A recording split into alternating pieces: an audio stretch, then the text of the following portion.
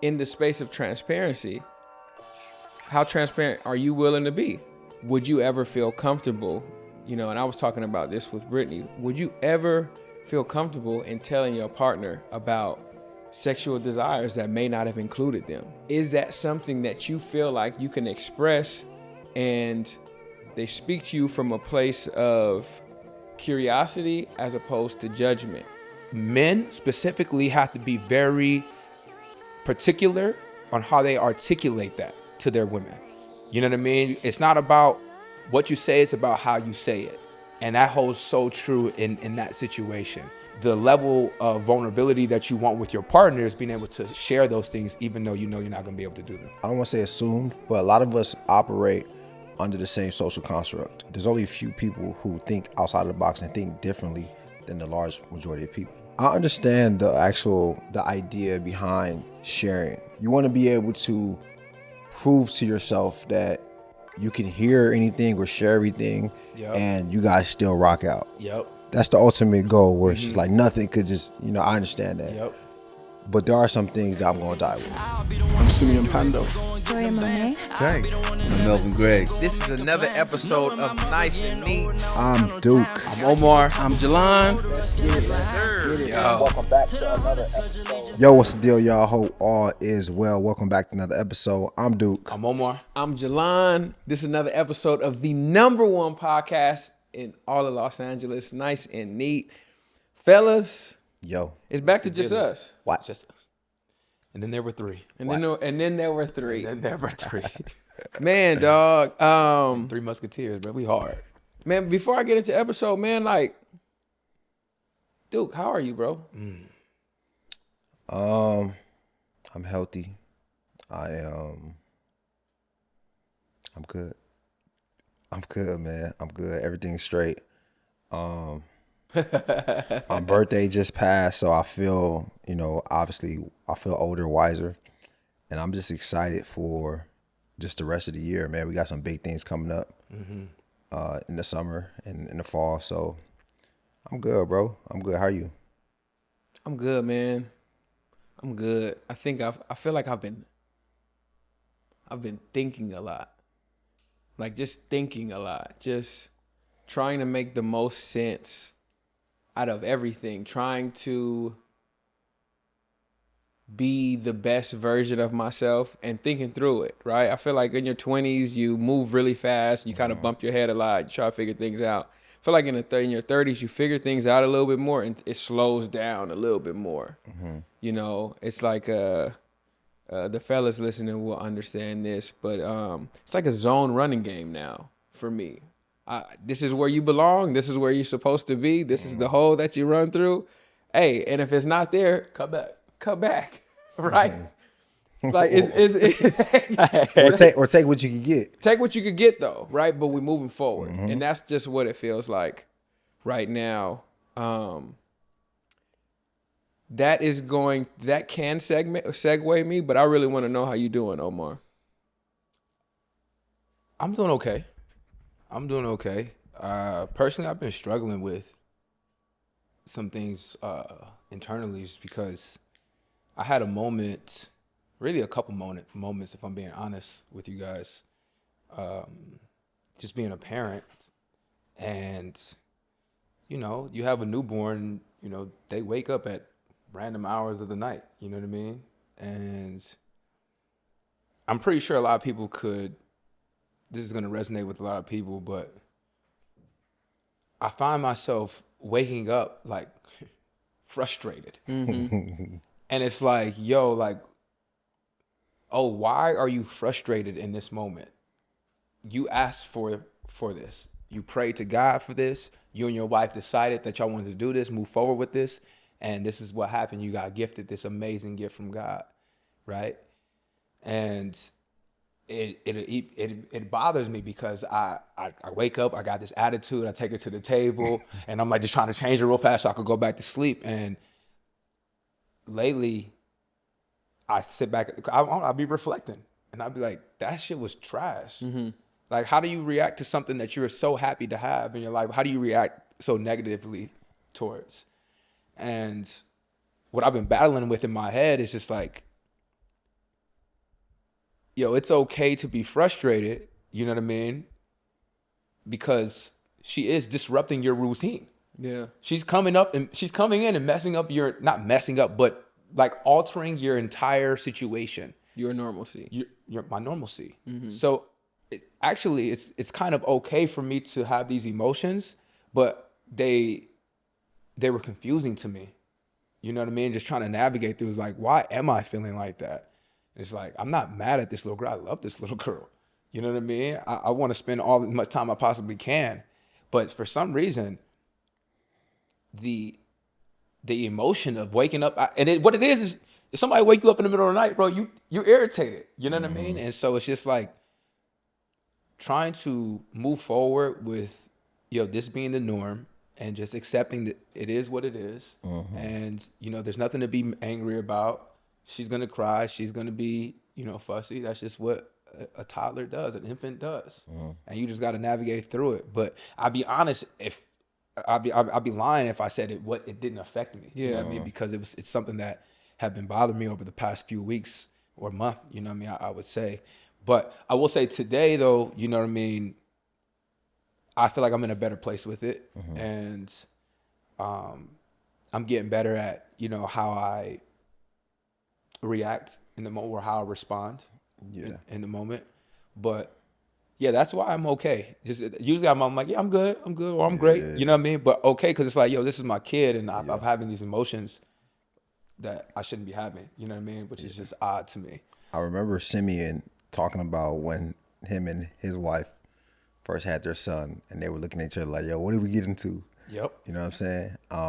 And I saw you repost something about new dads. It was like a analogy about being underwater and can breathe underwater or something like that. Like, what was the significance of that? His post was basically talking about, whenever you go in water, right? You feel like if you go underwater and you can't breathe, you're gonna panic, right? And his analogy is like, this is a weird feeling. It's a weird feeling. That's how you feel when you have children. You feel like you're underwater and you're panicking. The idea or the thought process is to find comfortability in that. You know what I mean? And once you find comfortability in you actually being underwater, you realize that you're not drowning. But when you initially go under, when you initially have these kids and you're swallowed by this water, you feel like, bro, I'm not gonna make it out of this. But really, it's just like, just relaxing. And kids do this all the time. If you look at a kid like fall in the water, you see them, I'm panicking, I'm about to drown. It's like, yo, just relax. Relax. But like, you're still underwater. So that means like there's no air. Yeah, but you can see and breathe or something like that. He said, like, but you can see and breathe once you understand that you just got to relax. And I'm still trying to figure out how to relax, bro. To be honest, if I'm being real with you, like the transition is no baby. You know what I mean? Even things that I thought would be easy, I'm like, this shit is really hard. Everything. This shit hard. It's rewarding, it's fulfilling, but it's hard. Everything. Yeah, I seen that post that you reposted. What I took from it too is you just now have a superpower that somebody else who may not be a parent has. You can breathe underwater. And you can breathe above water. But you can now breathe underwater. Thank you for being vulnerable with that. That was a big deal. I know that's not easy to talk about. Did you express that transparency to your wife? Of course. That's the only reason I'm talking about it with y'all. Okay. Of course, bro. Like any issue that I'm having within my life, with my family, with my wife, with my kid, if I come in here and talk about it with y'all, please believe we done ran through that 2-3 times at the crib. You know what I mean? We've already navigated through it and how we gonna move forward. You know what I mean? So of course that's why I feel comfortable even talking about it with you guys. But like that was Mando. To be honest though, I dealt with it for about 2 weeks internally. You know what I mean? Before I said something about it. And when I said something, she was like, "Yo, I'm glad you felt comfortable telling me." You know what I mean? Yeah, that actually is a much better segue than what I have for us. In this episode, I do want to talk about the level of transparency that you desire to have with your partner. How far do you want to go? How much of your thoughts, how much of your past, how much of your past thoughts do you want to tell your partner? And just to jump out, right? Would you ever feel comfortable, and I was talking about this with Brittany, would you ever feel comfortable in telling your partner about sexual desires that may not have included them? Is that something that you feel like you can express and they speak to you from a place of curiosity as opposed to judgment? Do you have that space of curiosity as opposed to judgment when you're speaking to your partner and they're telling them things about Okay, I feel like that was you? a two-part question.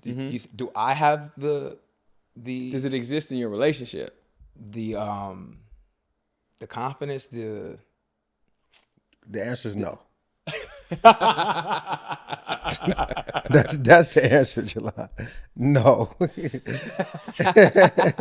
try to beat around it. So wait. You don't have the confidence or you don't have the desire to be that level of transparent? Nah, so I think like in terms of would I ever do I feel confident enough to be able to communicate to my partner, okay, I got sexual desires that doesn't include her. Okay? One, no, I don't have the confidence to do that, right? Two, I don't want to do that. Right? I don't have those desires, right? But I also think that, And also, I want to paraphrase, not necessarily currently, but, like, let's say, for example, you've never had a one-night stand. Let's just say you've never had one, right? And you're like, I haven't. Right? And you're like, like, a one-night stand will be something that was really dope, right? And instead of feeling like you'll be judged, let's say you had a work trip and she just pulled up on you. You guys made it however you guys wanted to make it, and she bounced. And you're like, wow, she created the feeling for me. We never defiled our bedroom, but she created the feeling of something that I said is just like, it's a desire. You're human. Your flesh exists, right? And that triggered the desire? Not necessarily a trigger of the desire. Like, it could have just been something like, man, I never had one. I never had a one night stand before. That'd be something that was dope. Do you feel comfortable even saying something like that to your fiance? Something that's a hypothetical that it's not even gonna happen. No. Okay. I don't feel comfortable saying that because I don't feel I would only say something. Well, I only think there's justification in saying something if you want it to actually happen. Right? I'm not just gonna communicate that to you just to let you know how I'm feeling. You know what I'm saying? Unless I'm willing to go there. Because now it's just like, yo, I communicated with you. Now what? Let's say you're like, okay, cool, that's good to know. Now what? You asking me? No, I'm just saying like that's kind of how it'll go. So no, I don't have that. You know what I'm saying? And I also think that what are the parameters that we signed up into this? You know what I mean? Like, if you want to sleep with other guys or I want to sleep with other women, I just want to be with you. I'd rather you just leave me than tell me that, okay, you want to have me and other people. So if I have sexual desires of other people, it's less about you and it's more so about me and other people. So I'd rather just leave you. Yeah. So that is, I feel like, where most of these conversations get to, right? In a relationship, it's automatically your thoughts made me feel this way, rather than exploring it and even potentially being able to create a space for you guys to do that, right? Thought came to me because I had a buddy of mine, him and his wife, they have real open conversation, right? They both also have a squeaky clean past. So we can get to that as we move through this episode. But, she was like, it's one thing I never had before. I never had a one night stand. Like, I always thought, I was always intrigued by it, and I've never had it. So she had a work trip out, a few hours away from their house, and he drove after work one day. He pulled up on her, took her, grabbed her. They went and grabbed a drink, slammed, and he bounced. His wife. Yep. Gave her the feeling. Right? And I feel like he could have took on himself, like, am I not enough? Am I not giving enough? And I feel like that's like another layer of us when we operate with judgment with our partner, rather than just like that curiosity space on what is it? Is the one night stand, is it the just the thrill of feeling something different? Or is it you want to be with somebody else? Right? And I feel like we automatically go to you want to be with somebody else because we look at us before we look at our partner. And there's this show on, it was on Showtime, but it streams now. It's called Couples Therapy. And I will watch it, and it's super deep. It's super deep because the therapist, she goes through these different cases that she has, and she pretty much did like a report on it, and she said the majority of relationships just fail because communication fails. And communication fails because we communicate from a space of judgment with our partners rather than a space of curiosity. So it made me reflect on when I hear something that I don't necessarily like, did I not like it because I went straight to thinking about me, right? As opposed to just being open and free and just listening to it and having a conversation, right? Because I took the next step for myself, and it was because I feel like when we operate in relationships from a place of possession, if one of your friends tell you like, oh yeah, I've always wanted a one night stand, you would just have a conversation, a free flowing conversation. Like, what does that look like for you? Like, what would be the next step? How would it do it? And then eventually if they got to, I would just love for my husband to just pull up on me one night where we wasn't expecting. You would be like, man, that would be dope. But you created the space for them to say that. I don't think we create the space for those conversations. Yeah, I also think it's not, I don't want to say assumed, but a lot of us operate under the same social construct. You get what I'm saying? Like, even though we come from different places, right? There's only a few people who think outside of the box and think differently than the large majority of people. Okay, so when someone tells me, yo, I want a one night stand, someone tells you, you want a one night stand, usually we're going to think the same thing, what that looks like. Okay, I'm not thinking about, okay, well, this person said, you know, they want a one night stand, and they're just thinking about the feeling that they're getting, even though that's still a thing. But we can't ignore the fact that we still, at the foundational level, have a similar thought process about how things are. And I think what you're explaining is like don't necessarily just think like that. You get what I'm saying? I think which is sometimes it's just like that's not reality, you know. And I think also this too, if my woman came to me and was just like, yo, I'm curious about a one night stand or whatever the case may be, I think the communication about it is like talking to her about it. No, I don't like that. Right? I don't like that. That's communication. Here's why I don't like that. Right? Why are you thinking like that? Is that what you want? So now we start digging deeper. But my first inclination won't be, okay, let me figure out how to give you that. You know what I'm saying? Because you haven't experienced that. Because to me, a one night stand is a one night stand. You know what I'm saying? And like, if you miss that wave, then you missed the wave. Okay? And understanding that you can't have everything you want in your life. So we're in a relationship. I can't have everything I want in my life. And it doesn't make, just because I can't have it, doesn't mean that, my life or my relationship is going to come crumbling down at some point because of this one thing. You know what I'm saying? I think that's just kind of reality, that we have to learn how to deal with the things that we're not having. You know, it's like, I want to, I have a desire to, go out every night, because I never got to go out every night when I was young and I had like a lot of money and, so now I got money and I'm like, yo, babe, I want to go out more. I want to go out more and I want to be around more women. Like, hold on now. Like, no. You can't do that. Well, I feel like Duke had all of these thoughts in his head when she said, I want to experience a one night stand. Right? And the guy that you're referring to, you didn't mention any of these thoughts. He didn't say anything. He just came with a plan, pulled up on his wife. I feel like our history has a lot to do with how you're going to react in that moment. Facts. Right? Okay, facts. So because I have a decorated past, or because you know what I mean, the person that you are with probably has been with other partners before you. You know what I mean? It'll make you a little more curious as to why they're thinking about that in the moment, and make you lead. It leads you down a negative road. Whereas if you don't have that experience, you don't have those thoughts. You can't go there.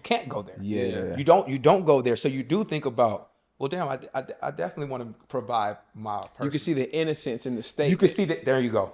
I can see the innocence in the statement. You can see the from innocence that perspective. in the statement. Yeah. You know what I'm saying? Yep. All right, but the nuance, that's a nuanced situation. Yeah. You know what I'm saying? Where you gotta be, I gotta know you to be this person who is just inquisitive and who that type of person, you know? But I'm just saying that the reason that I would react how I would react because like I can't dismiss my experience. You know, I can't dismiss what one night stands. Those things mean to most of us. You know what I mean? And I have to look at those experiences first, or those meanings or commonalities first, before I go into, okay, there's an innocence behind what she's telling me. Okay. So is there a line with your level of transparency? And if there currently is, do you desire to push that line further to where you can be more transparent? Is there a line of, there's a line of my transparency. Mm-hmm. Absolutely. If I think something will hurt my woman, I won't tell her. Straight up. Something that's irrelevant information though. That's real. You get what I'm saying? Yeah. Something that it's not going to serve us. It's only going to serve her desire to know. So let me say this. That's good, dude. And when we say, I don't want to say to irrelevant information. I'm saying like this is a thought that you have and this is a feeling that you have, right? Okay. Like it's not a hey, I remember when I was 19 years old, I always wanted to. This is something that's pervading. This is something that I'm thinking, I'm feeling. You know, it may not necessarily be front-facing, favorable, but I know this is something that I know if I could push this, we can actually just be more open and have a more fruitful relationship, right? And I feel like there's a space where you're like, nah, I don't ever want to tell my girl that. We'll never speak on that. We'll never say that. My question has always been in that, where is the true longevity in that thought process? If you say, I'm not saying that, or I'm not giving her that, I'm not going to tell her that, you know, where does that space of, she really knows me.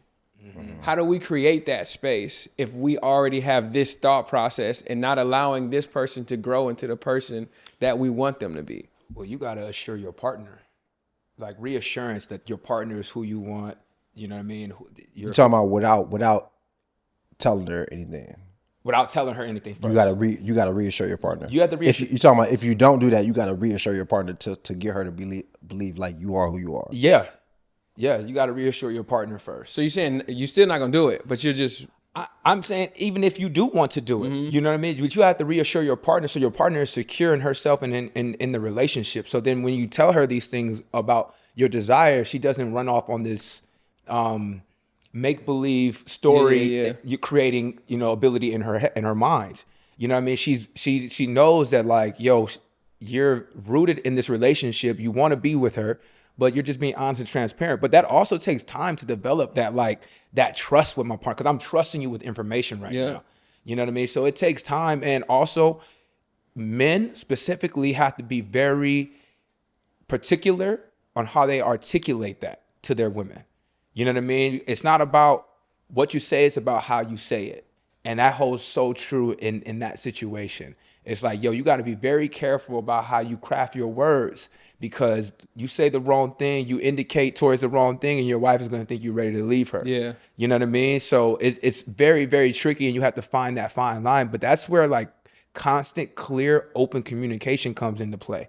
Like if you spend time and time again talking hours late at night, early in the morning with your partner, you're going to feel more inclined to be more open with that information.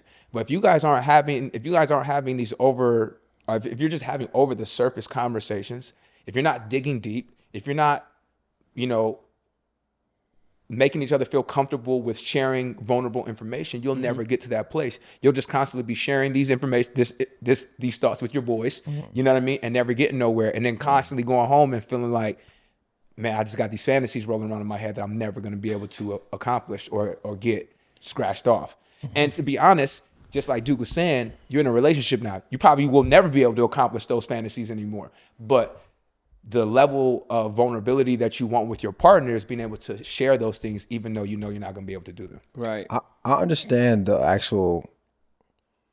idea behind sharing. I understand it, right? Because you want to be able to prove to yourself that you can hear anything or share everything, and you guys still rock out. Yep. That's the ultimate goal, where it's just like nothing could just, I understand that. Yep. But there are some things that I'm going to die with. To the grave. There's some things Yep. all of us are going to die with.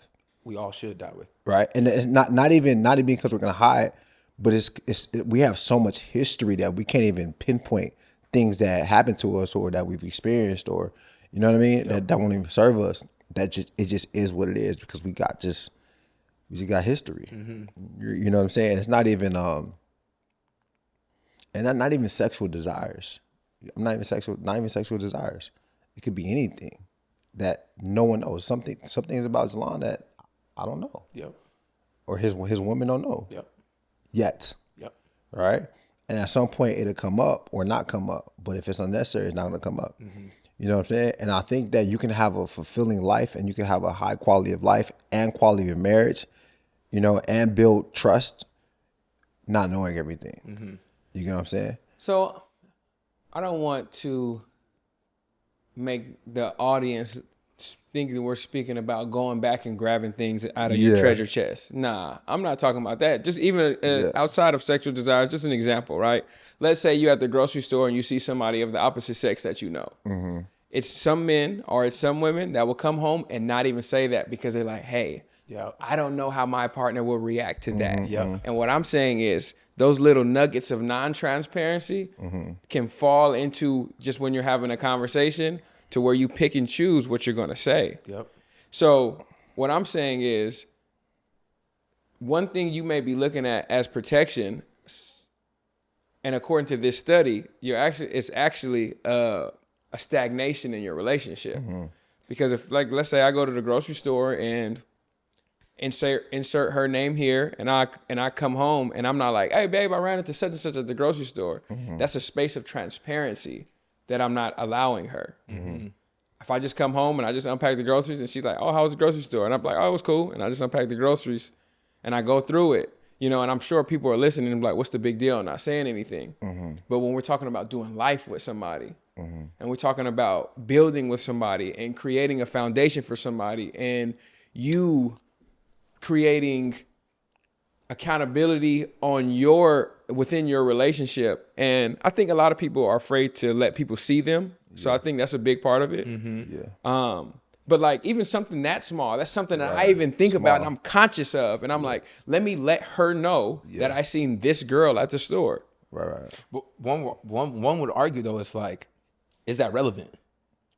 I You know what I mean? Because like, I understand you being transparent, which I admire, but like, does she need to have that information?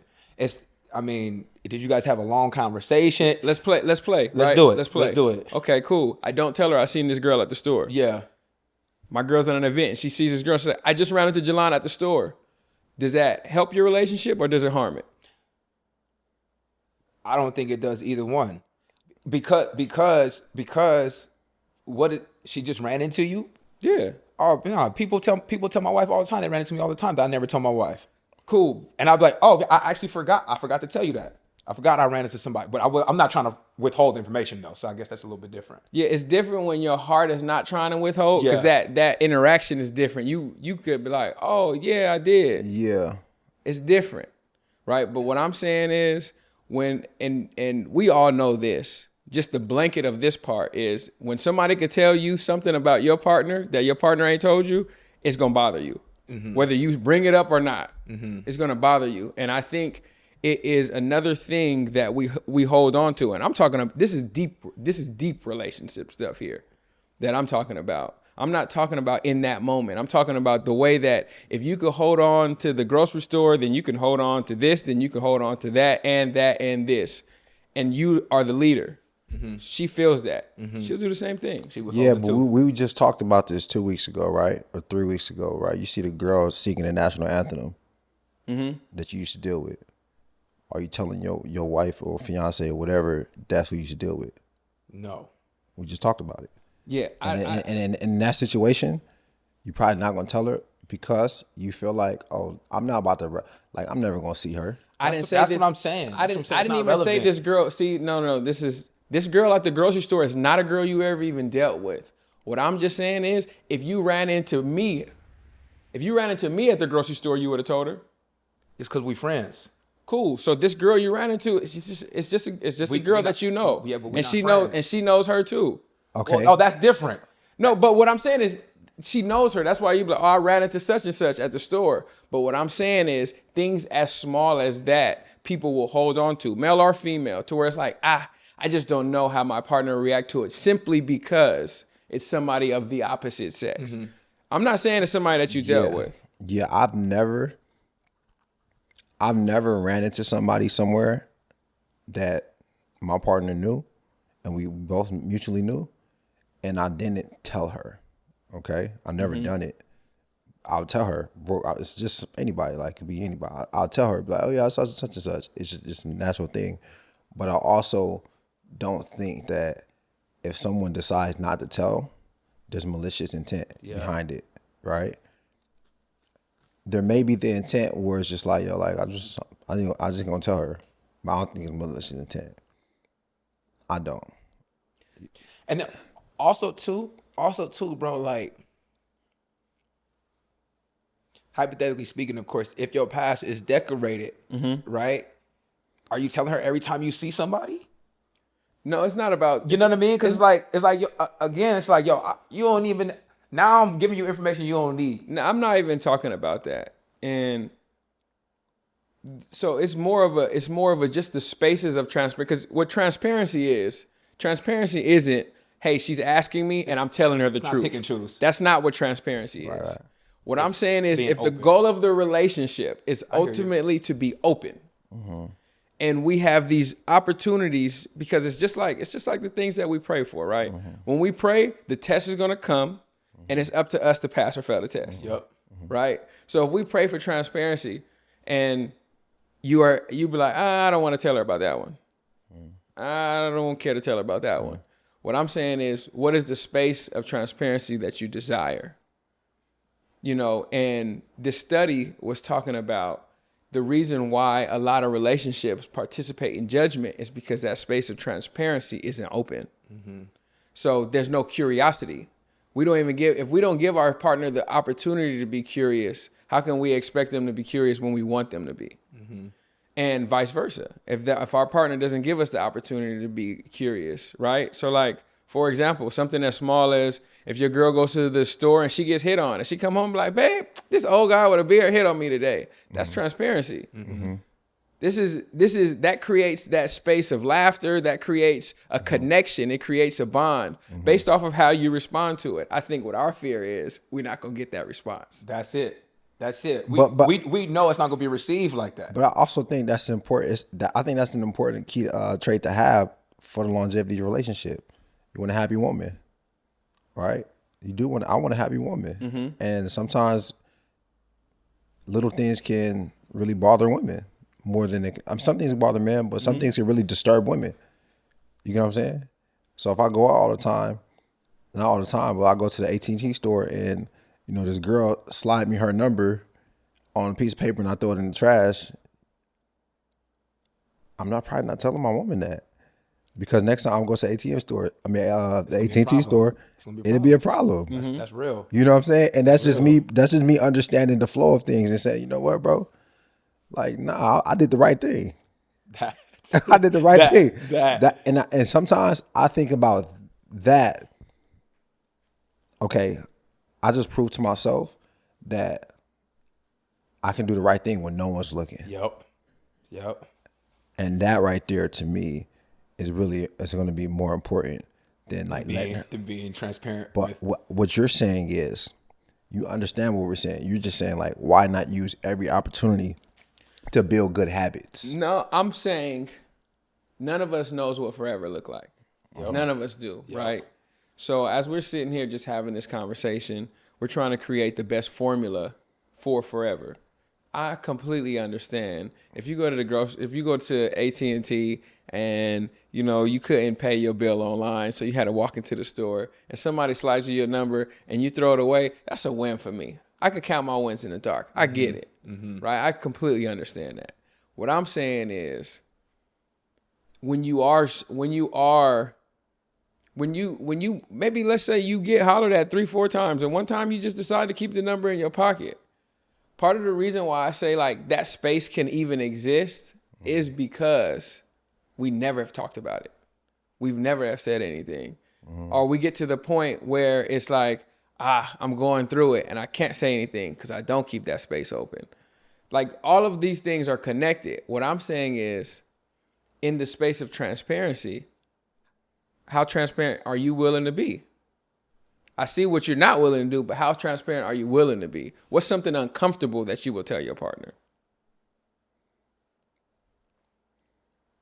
I would tell my partner any medical issues. I would tell my partner any financial issues. I would tell my partner insecurities. I would tell my partner anything that I feel like, I need to tell her in order for her to help me or understand or for us to move forward. But it's going to, what I tell her is going to make an impact some way. You know what I'm saying? Now, there's some things I tell her. What I won't tell her is things that won't make an impact. You know what I'm saying? Like, they just won't make an impact. And everything is not going to make an impact. But I'm willing to tell her anything that I think is going to make an impact. Do you believe that your partner is your best friend? Truly. Do I believe my partner is my best? I believe my partner is my partner. I believe my partner is the love of my life. Mm-hmm. Okay? I don't believe my partner is my best friend. Just like I don't believe my partner is my cousin or my brother or those are titles that people have. Mm-hmm. So no, my partner is my fiance, my wife, the love of my life, right? And she's my favorite person. Again, the titles, like, we know what best friend means, right? We know what best friend means. The best friend is your best friend. That's what it means. So like, my best friend would be a guy that could lift weights with me, that could do the things out, that play sports with me, the guy I could confide in. That's my best friend. Best friends really have no judgment. That's my best friend. Even if you call your partner your best friend, your partner has some type of. Yes. I get it though. Like That's natural. It's just natural. What you're saying is, this is my favorite person in the whole world. Mm-hmm. I would rather spend time with this person before anybody. That's what you're saying. If I was on an island with one person, it would be you. Is possession a part of your love? Yeah. Yeah. Yeah, 1,000%. I believe. I'm married, so that's mine. I walk with that intent. And she should walk with that too. I'm hers too. You know what I mean? So possession exists in my world and exists in my relationship. Everything, and I think that's why sometimes anybody that's in a relationship that feels like that could feel a little judgmental when they hear that type of information from their partner, because it's like, you mine. You're not supposed to be thinking like that. So I'm glad that we unpacked all of this, because there is another part of the fold to it. The other part of the fold to relational transparency is fear. We don't want to hear how our partners really feel. Yep. We don't want to know what's really going on with our partners. And the question is raised, are you with the right person? If you don't want to know. If you don't want to know. You're not. You should really want to know your partner inside and out. That is really going to be the key to the longevity of your relationship, is being able to know the person like the back of your hands. If you feel like there's things about your partner that you just absolutely don't want to know, or that you don't want them to share in any capacity at all, then that's probably not the right person. Now, I get there's things about our partners that we don't need to know the fine details of, right? We don't. We'd rather not. But for the most, seriously, for the most part though, like, I got an understanding of who you are without you telling me every single vivid detail that you've experienced with somebody else. You know, so. You know, bro, I feel like there just has to be a space of just unknown. I feel like we just got to trust who we with and trust the process and trust God and trust that we made the right decision. Trust you. And trust you. And if people really believe that, okay, whatever's done in the dark will come to light, or, you know, I trust God, then trust all those things. You feel me? So now, I believe there's I believe in possession and love, right? Of course. But I also believe there's a place for detachment. And I think that detachment comes in the form of, okay, just trust. I don't need to have my hands on everything and my control on everything. I trust who I'm with. I let my intentions and my desires and my concerns be known, you know, and we talk about those things and then let it go. You know what I'm saying? And then I feel like that's a way that, because people got to be people. You know what I'm saying? People got to be people. I want my wife to feel like a person, right? So she could feel, because I believe that if she feels like a person, she becomes her best, which is favorable to me. I feel like when I'm hearing you talk, I feel like we're looking at transparency as if somebody's prying into your life. That's not what we're saying here, because I think we all trust our partners. I think all of our partners trust us, and I think that trust is great for today, right? And I feel like for example, right? Somebody could say, "Hey, Duke did this thing," and it could be outlandish. And I could either say, Duke did do that, or I could say he didn't, based off of everything that I know and that I am learning about you still. But I am still learning through your space of transparency. Now, we could be friends, right? Now, if we go 3, 4, 5 years and it was like, yeah, we're friends and we interact, but like, we haven't really had too many conversations where he's just brought me what he's been doing lately. And somebody said you did something, I couldn't vouch for you the same exact way. It would look different, because it's like, yeah, I love him. Yeah, I trust him with me, but I don't really know that like that, right? And I'm saying, in the space of a relationship, you guys can go through the motions all you want. But like Omar said, those late nights where you guys are just up talking, not about what you guys desire out of life, but what I desire out of myself. Like, I'm really just giving you all of these things. Like, I could say, I can tell you, matter of fact, even transparency like this, right? Because I don't want it to seem like it's like you didn't tell me this about you. Nah, I just mean like something like, hey, did you know that this pastor went out of town and these girls were knocking on his door in the middle of the night and he was praying on his knees? Some people might be afraid to even say that to their partner, because it'd be like, well, who would you be if you were out of town? And it's like, I'm talking about just creating the spaces to feel comfortable to communicate, or you could tell your partner a story without, I don't know how she's going to react to this, so I'm just going to hold on to this. And I feel like that can happen so much, it accumulates. And then it becomes a dark space in your relationship that both of you guys now know, we just don't go down there. And I don't want any alleys in my relationship.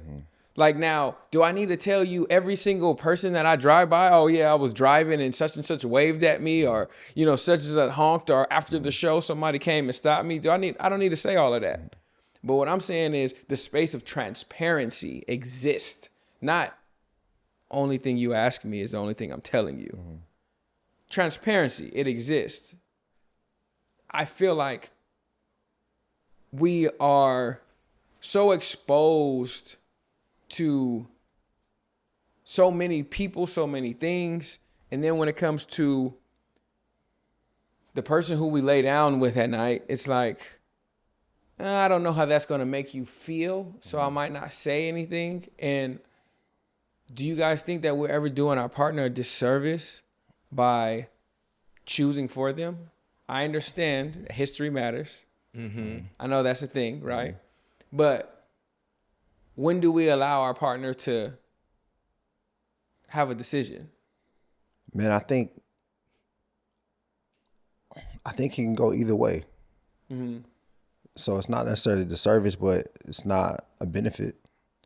And I think you just got to trust yourself to make that decision because everyone's different. Yeah. You know? Absolutely. So when I even when I think about the things that I like wouldn't like tell my partner, like I can't think of too many things, but I just know that there's certain situations that there's no benefit in my opinion, and it's not even just from like experience. It's literally from, hey, we've been down here before, and I've told you. And it's how you reacted. Yes, not just how you reacted, the aftermath from that, right?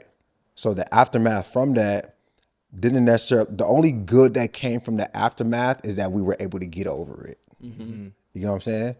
That's the only thing. It just showed me that, okay, we could have aftermath and then keep moving forward, right? But we didn't need to have aftermath because I didn't get nothing from it. You didn't get nothing from it. It didn't make you a better person. It didn't make me a better person, right? Question for you in that space is... So that's what I'm saying is like, usually, you know, that's history giving you evidence of something. So you're not just coming out left field with it, right? But at the same time, I can be like, oh yeah, I saw Anisha at the store. You know what I'm saying? Because just the nuance of it is just like, yo, oh yeah, Nisa, remember Nisa? We was just at the track with her. Cool. Shit like that happen all the time, right? And I just think that you just got to be able to trust yourself to make those decisions, you know? And I wouldn't even consider it like robbing your woman of this, because like half the time your woman gonna be like, okay, okay, cool, thanks for that. I feel like the couples, the people in relationships that have the most success being transparent with each other, and I'm kind of going back to what Duke said about his partner, is the ones that actually make it a point of emphasis to be friends. Yeah. Right? And I know you say you're not best friends, right? And you don't have to be best friends with your partner, right? In that sense to receive this point I'm about to say. But when you guys are getting comfortable, really knowing each other and sharing things, and then you guys start dating, it becomes a lot easier to disclose information with your partner, because you actually feel like, I've had an opportunity to be a friend to this person and not be judged. Yeah, right? Yeah. But if you don't spend time... That space existed. That space existed. So when those opportunities do come or arise now in your relationship, now that you guys are dating or married or whatever it is, it's a lot easier to break that into the fold, and then for your partner not to judge you and it be all good. But if you guys aren't spending time pouring into the friendship before you guys actually become partners, I think it becomes really hard. So I'm thinking about all the times that, you know what I mean, or just the conversations I have with Candace and about being vulnerable and things that are on my mind and things that are on her mind. Yeah. And the reason why we are able to navigate through that so, you know, with so much grace and peace is because that's my friend. Like I knew who she was when we was dating. I saw that in her. You know what I mean? And it's all good because I know she's mine now, but I get it. So I think that's what like people should try to do before they actually take the next step with their relationship with their partner, is really try to find how you could become more of a friend to this partner, how that partner could be more of a friend to you. So then when the situations do come, when they do arise, you guys are equipped and ready, you know what I mean, to navigate. But if you're not pouring into the friendship before you become partners, you're gonna have a hard time every time. I feel like I would struggle really a lot with Candace if I didn't develop a friendship with her. If I had like you know, some sickness, All right. And I didn't want nobody to know. And I was like, Jelon, bro, I'm going through something sick. Yo, don't tell Brittany. Just don't do me a favor. Don't tell her because I don't want to know. Just between me and you, it's something you can help me with. All right.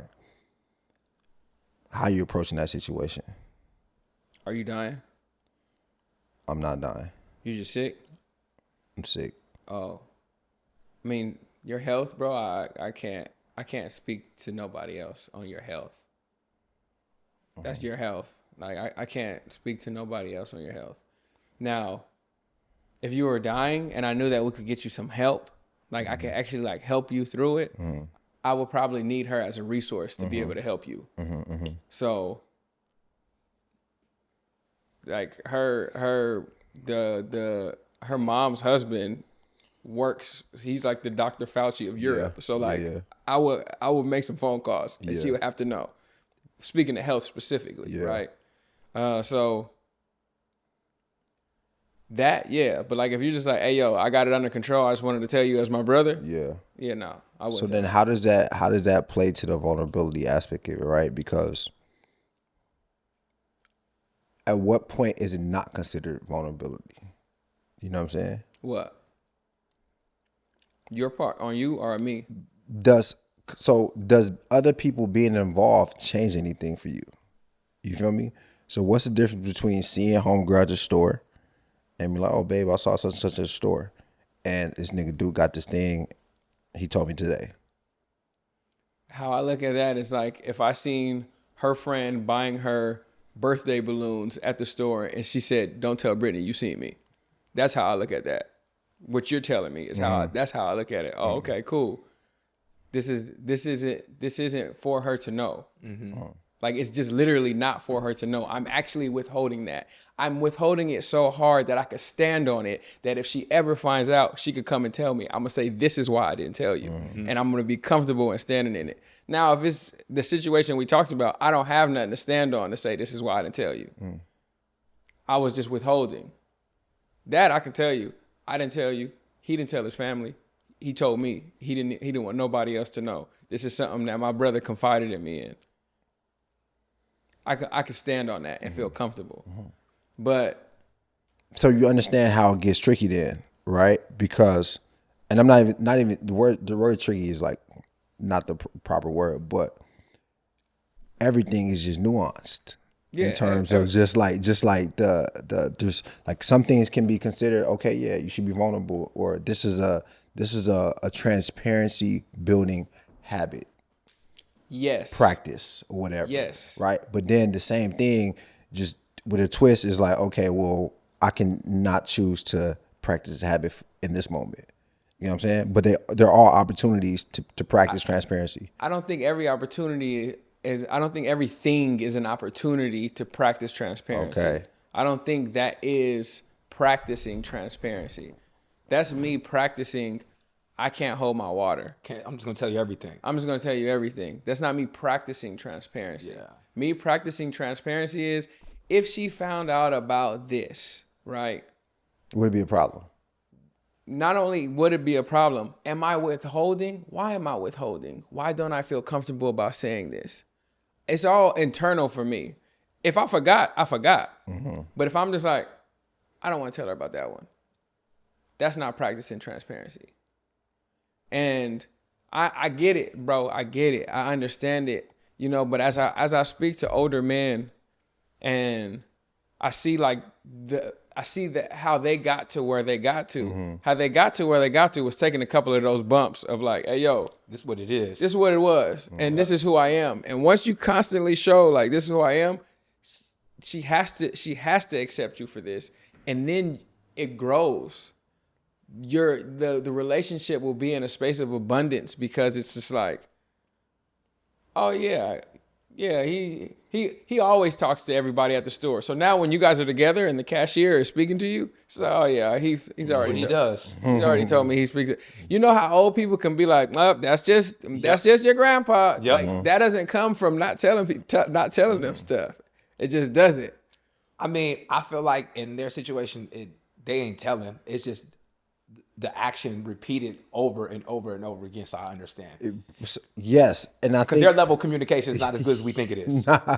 Nah, we giving them too much credit on that front. and I believe that the destination is the most important thing, right? And you could take a different roadmap to get there. Everybody can. Everyone can take a different roadmap, and some people can get there by like, not I don't even say over exposing, but you can just be like, yo, I'm telling you everything because that's how I want to get there. And the other people can get there by saying, you know what, man, like, I don't need to bother my woman with that. Or, nah, she don't need to bother me with that. She can keep that. You know, because it's not something that is gonna affect me, or affect us long term. You know, I just think the destination is the most important part, and I think we all get there different ways. You know, but I think as long as you are you just operating in integrity, and because that is an interesting part about it. It's much harder to like stand on like the, you know, navigating transparency if you just being a dickhead, you know.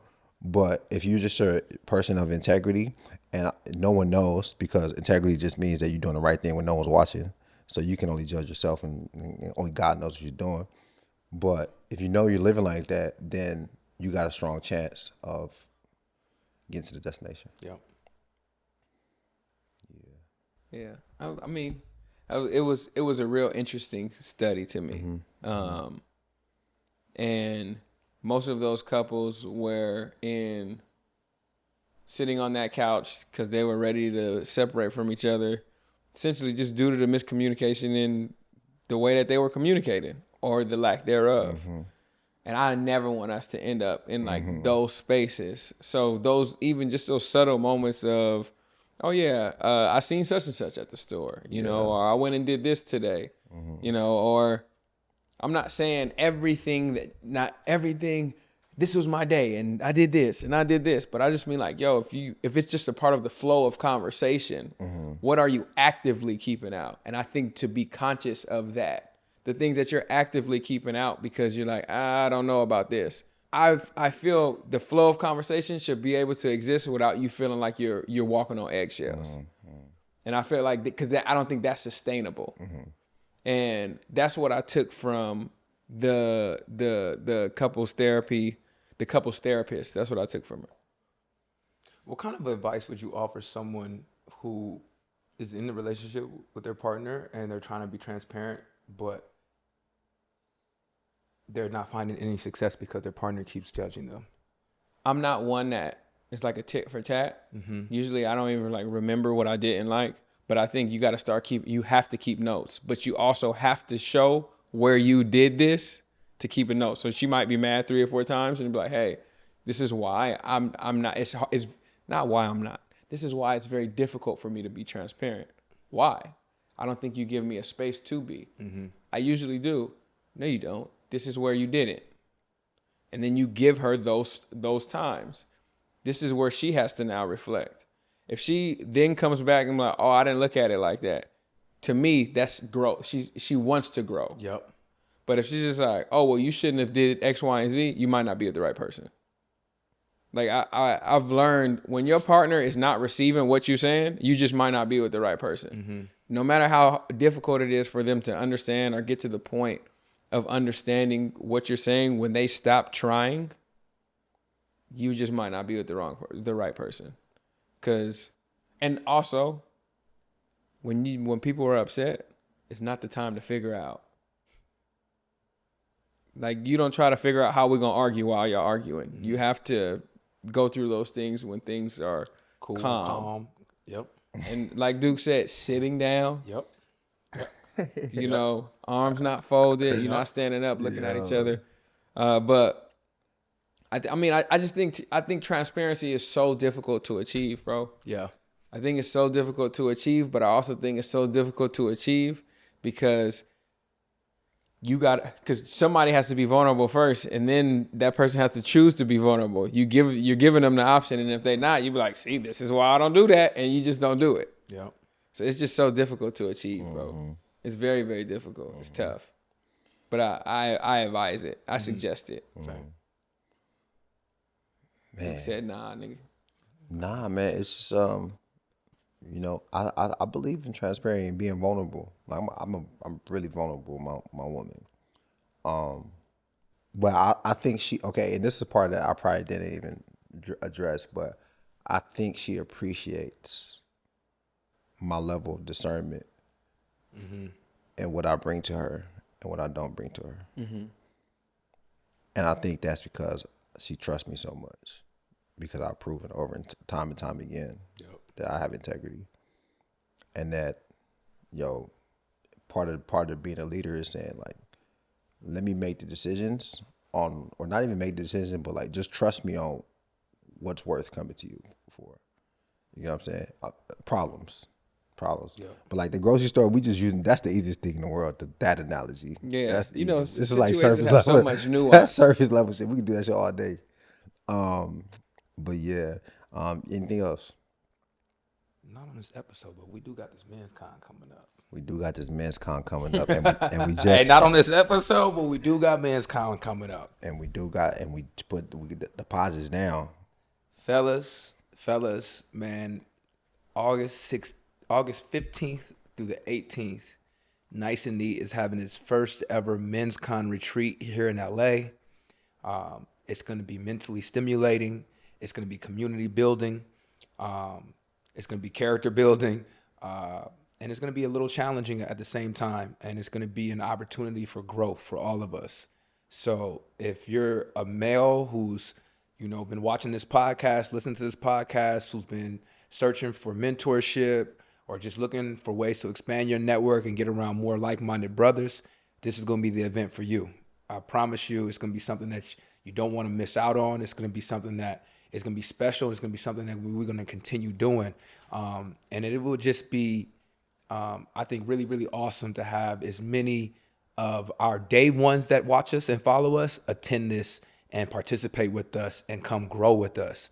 It's something that we've been working on diligently for some time now behind the scenes, and it's something we're really excited to bring to the community. So again, it's something that I want my day ones, we want our day ones to be a part of.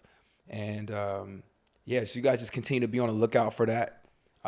Check your emails. I know a lot of you guys are tapped in with our email list. If you're not subscribed to our email list, go ahead and do that now. You can find that on Nice and Neat, the podcast. Check the description. Check the description.